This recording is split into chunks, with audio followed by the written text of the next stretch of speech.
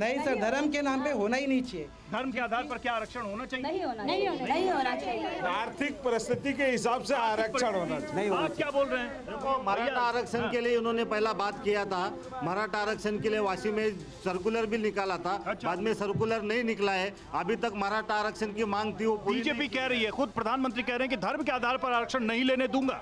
धर्म के आधार पर नहीं, जाति के आधार पर ही आरक्षण होना चाहिए। हाँ बोलिए। मैं क्यों बोलूं, आप बोलिए। ये यहाँ पे आप तो आए हैं चंदे का बोलिए। धंधा है, चंदे का धंधा है। इसका चंदे का धंधा है। अब नहीं पता है, आपको पता ही नहीं है, बताइए क्या बोल रहे हैं? इसमें तो बात ही नहीं है। अच्छा, एक चीज मैं, चूंकि हम महाराष्ट्र में हैं, तो महाराष्ट्र में मैं जहां भी जा रहा हूं, जिन लोगों से बात कर रहा हूं, गांव में, जिले में, एक असली और नकली की लड़ाई चल रही है। एक कह रहा है शिवसेना असली, एक कह रहा है नकली, एक कह रहा है एनसीपी असली, एक कह रहा है नकली। कौन है असली भाई? जी आपको एक ही चीज बताता हूं, मैं भी आपको सच्चाई आपके मुंह से ही लेना चाहता हूँ।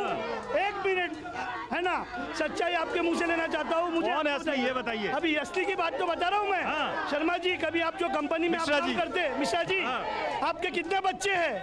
आप मुझे असली नकली बताइए। असली नकली बता रहा हूँ। इतना टाइम नहीं है। आप असली हैं, सब क्यों है पता असली? है। बाला साहब किसके आप पुत्र असली हैं? उद्धव साहब किसके औलाद कह रहे है? हैं पुत्र की विचार, पुत्र के विचार में असली नकली कौन? आपके एनसीपी में भी असली नकली है। देखिए, एक तो आप पहले हमको बात करने का मौका दीजिए, माइक लेके हाँ, भागिए। बोली जल्दी। निश्चित रूप से शरद पवार साहब ने ये पार्टी खड़ी की थी, हाँ। तो निश्चित रूप से पवार साहब की पार्टी, पवार साहब के होते हुए अगर असली नहीं तो कभी टूट कैसे गई? जब शरद पवार है तो टूट कैसे गई? रोक क्यों नहीं? देखिए, मोदी जी अगर ईडी का डर दिखा के लोगों को हमारे ईडी से डर रहे हैं। निश्चित रूप से ईडी से डर रहे लोग। लेते हैं इनसे। ईडी का डर दिखा के पार्टी तोड़ देती है बीजेपी।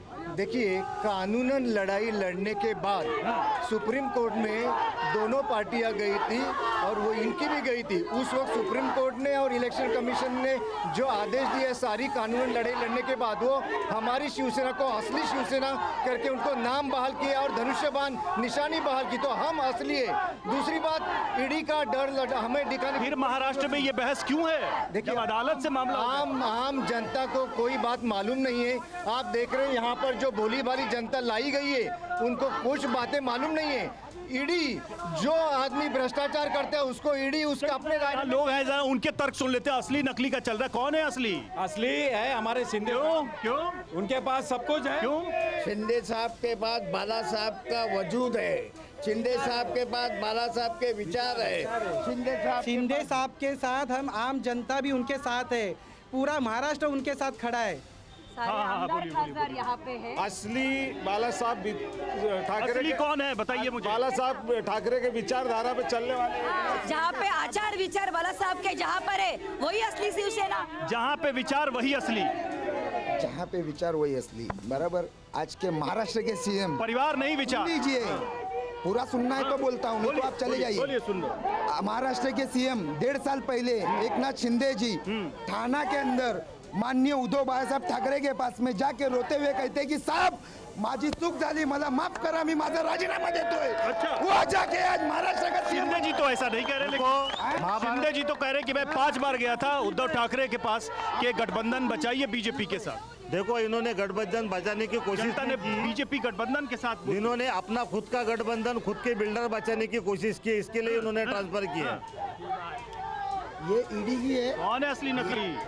शिंदे साहब की जो पार्टी है वो ईडी के डर से बनी है। ओरिजिनल सिर्फ उद्धव बाला साहेब ठाकरे। चलिए, अब एक सवाल मैं आप सबसे पूछना चाहता हूं कि महाराष्ट्र का इस बार के लोकसभा चुनाव का सबसे बड़ा मुद्दा कौन सा है आपकी नजर में? मुझे, चलिए ठीक है, हाँ, साथ रहिए। अरे भैया, ये, अरे ठीक है, अरे जिंदा रहो, मरो नहीं। सुनो मेरी बात, सुनो, मुरो बात सुनो, जीते जी लड़ो। सबसे बड़ा मुद्दा महाराष्ट्र का क्या है इस बार चुनाव का? सुनो, मैं आपको एक बात बताना चाहता हूँ। एक मुद्दा बता दो जो सबसे बड़ा। मुद्दा नहीं बता रहा हूँ तुमको, मैं बता। हाँ।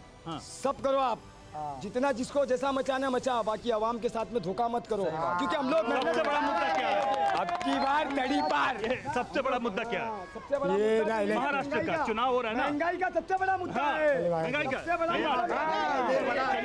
बड़ा मुद्दा बेरोजगारी का है। आपकी नजर में क्या है? अरे भाई, सुनने दो।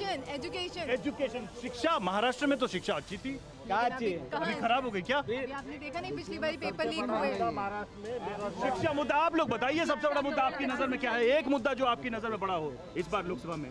आने वाले दिनों में सबको रोजगार मिलना चाहिए, कोई भूखा नहीं सोना चाहिए, यही हम लोग की। एजुकेशन तो काफी अच्छी हो चुकी है। हाँ, अब तो आप देख ही रहे तो हो मुद्दा ना। क्या है? मुद्दा मुद्दा इनको कहीं सिर्फ पता मोदी ये तो नहीं है। मोदी बस इनके लिए मोदी क्या है सर, अभी भूत देखो हो अभी गया इतना जैसे। इतना डिबेट चालू है, भारत माता की जय कोई बोलने के लिए तैयार नहीं, अपोजिशन से भी कोई भी, वंदे मातरम कोई बोलने को तैयार नहीं है, जय श्री राम का नारा इनको लगाना नहीं है, रहना यही है। मोदी साहब क्या बोल रहे हो? क्या बात कर रहे हैं? जय श्री राम के नारे से किसको परहेज है? है ना, अभी अपनी डिबेट चल रहे हैं, जय श्री राम। जय श्री राम के नारे से किसको परहेज है? ये सब जो खड़े हैं, उनको जय श्री राम किसी को परहेज होगा क्या जय श्री राम भारत में? किसी को परहेज नहीं होना चाहिए, लेकिन फिर से आप समझ लीजिए, वो क्यों कह रहे हैं कि परहेज? देश की लड़ाई, देश की चुनाव की लड़ाई जो होनी चाहिए, महंगाई पे होनी चाहिए, बेरोजगारी पे होनी चाहिए, जाति पाति के बार बार आप विषय क्यों? मैं तो बोलता हूँ जय श्री राम बोलने में कोई हरकत नहीं है, पर जय श्री राम जब बोला जाएगा जब मेरे भाई और बहनों के अकाउंट में 15 लाख रुपए आएंगे तो बोला जाएगा। आगे बोलिए। ये 15 लाख, ये बार बार 15 मेरे अकाउंट में 15 लाख, मेरे बच्चों के अकाउंट में 15 लाख मोदी जी ने कब के डाल दिए? बता दो। बताओ बता रहे 300 15 लाख। झूठ मत बोलना। नहीं झूठ नहीं, झूठ नहीं बोलूंगा मैं। सुनो, 370 है ना, आने वाले 50 साल में भी नहीं कैंसिल होने वाला था। राम जी का मंदिर नहीं खड़ा होने वाला था हमारे लिए ना। 15 लाख सर, हमारे लिए 15 लाख वो आ गए। 370 राम मंदिर, और आने वाले समय में और कुछ आएगा। 15 लाख का ये मुद्दा नहीं है। अच्छा, मुद्दा देश का संरक्षण का मुद्दा है। देश की सुरक्षा। सुरक्षा, कितनी मजबूत ये हो गई। सुरक्षा रखने वाला एक ही आदमी है, एक भी आतंकवादी उसका नाम है नरेंद्र मोदी।